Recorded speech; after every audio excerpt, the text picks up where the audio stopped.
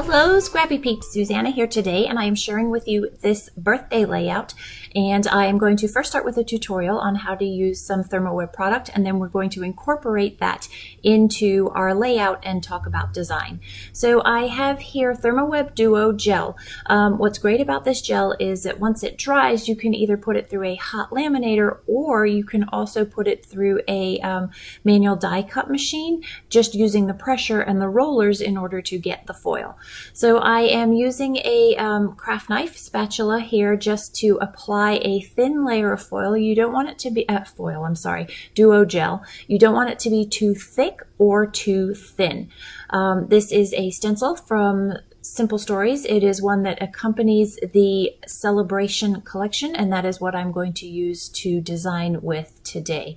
The great thing about this is that it also dries a lot faster than the other transfer gels that ThermoWeb has released, and so you want to set that aside, and I'm going to set that aside for an hour until it dries opaque. You want it to dry, clear. You don't want it to be white. You'll see the clear, the shininess on top of the paper. So I'm working on top of my parchment packets.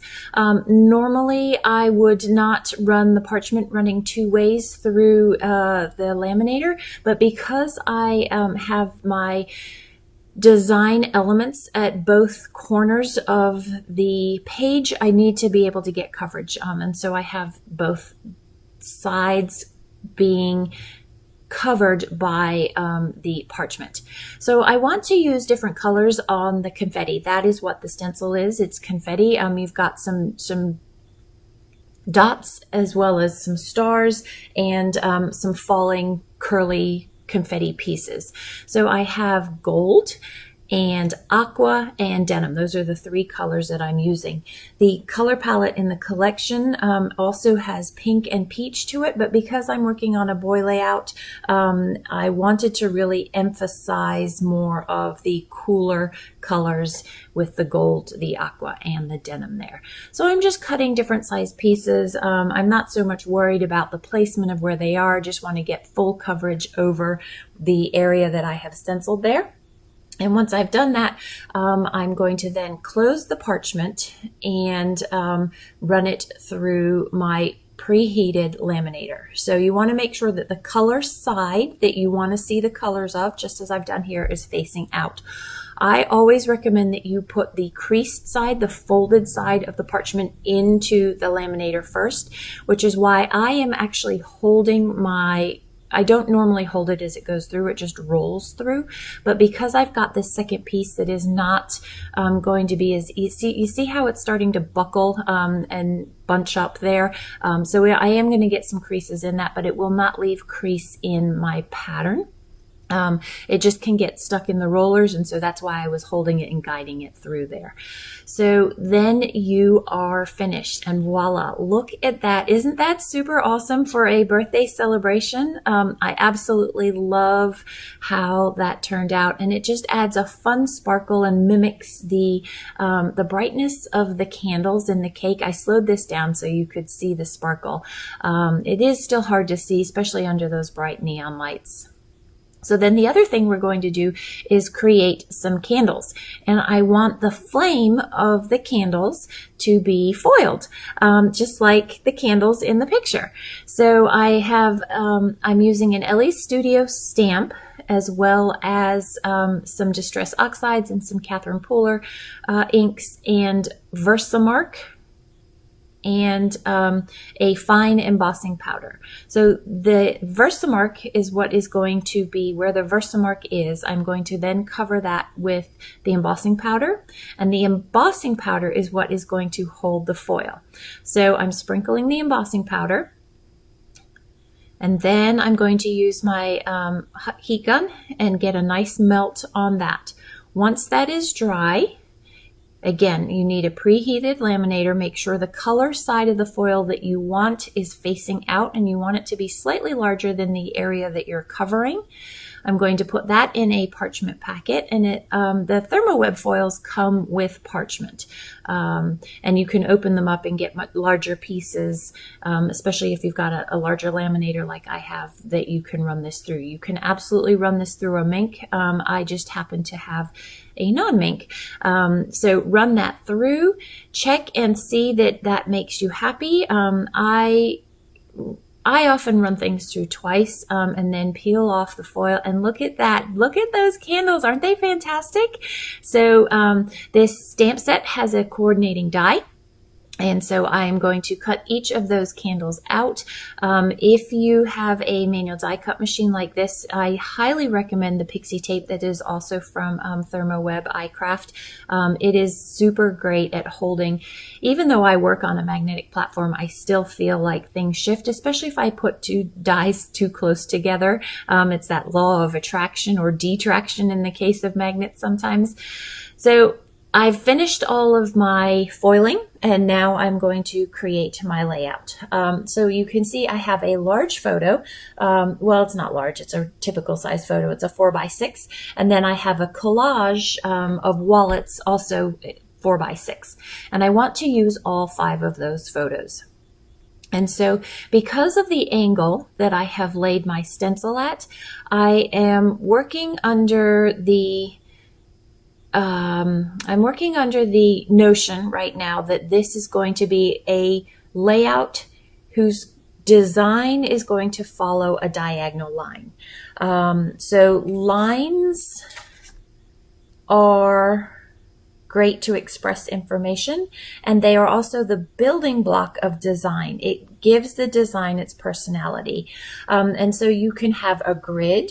You can have, if you divide your layout like a tic-tac-toe board, and you look at the top line and the second line, you want things to be in the third, so either the top third or the left third of that layout. But I am not using a grid here. I'm using the diagonal line, and that line is going to guide your eye along that slant. And so it moves your eye across the whole composition here.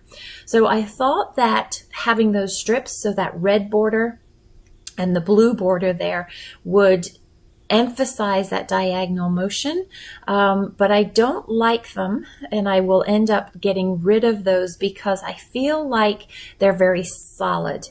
They're not fluid movement. They're just kind of these blocks, and your eye stops with them, and I didn't like that. So you can see I've pulled out the other I guess they're banners. They're those folded fan-shaped things. I forget what they're called, that coordinate with those that are on the frame. And again, that is going to create that diagonal line down across the page. So something you want to consider when you are designing is flow management. Where are you looking? What is moving your eye around the page? Or are you just drawn to the center of the page? You want people to flow around the page and look at the different elements of the page and have a strong focal point that you start at, and then you have that flow that guides your eye around the page. So here the focal point are the photos, and the photos are the focal point because they literally dominate the page. And then you tend to use the visual triangle to guide your eye around the page. And so by visual triangle, you have 3 spots that link 3 key elements in your page. I don't actually have a visual triangle here because I'm using the diagonal line as my guiding principle, and my title is there, my photos are there, and at the bottom of that line is also going to be my journaling. So you'll see what I mean as I get towards the end of the layout by that. So I have these journal spots. That's the cake journal spot, and then the cake bits and pieces from the embellishment pack that I really wanted to incorporate into the layout, and I got stuck because I really wanted to incorporate them into the layout, but you'll see they served no purpose from a design perspective, and so I end up abandoning them. I really wanted to incorporate these candles because I loved the way that they mimicked the candles in all of those photos. So I'm going to use some of my iCraft ThermoWeb double-sided foam. I don't know if you saw, it is a giant roll of foam. That has lasted me a year, and I still have probably 2/3 of that left.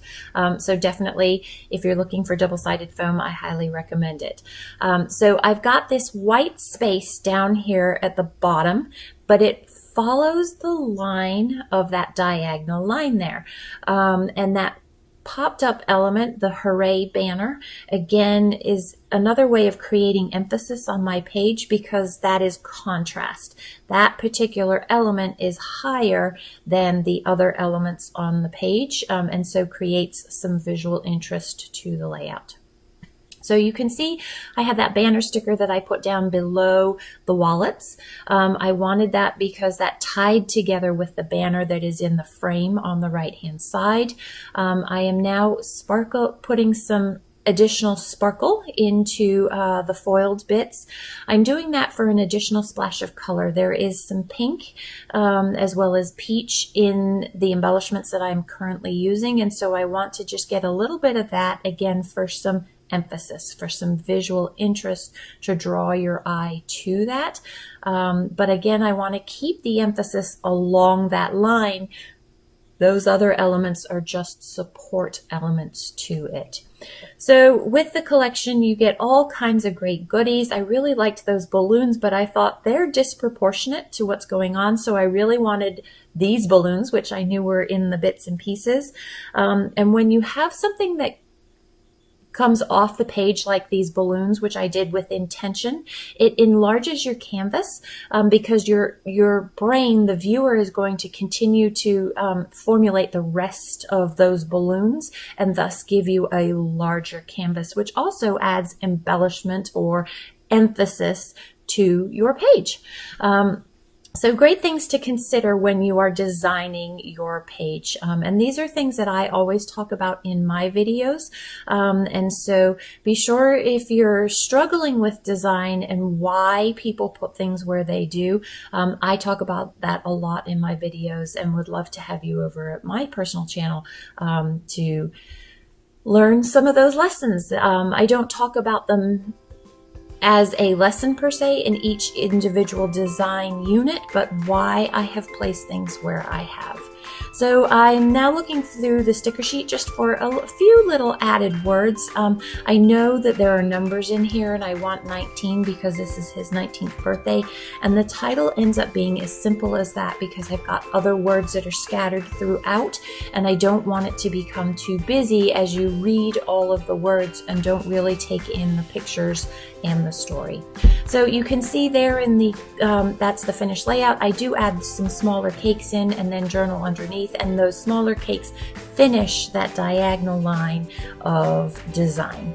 So enjoy the close-ups. Thanks for stopping in today. I hope you're doing well. Come back again soon. Take care.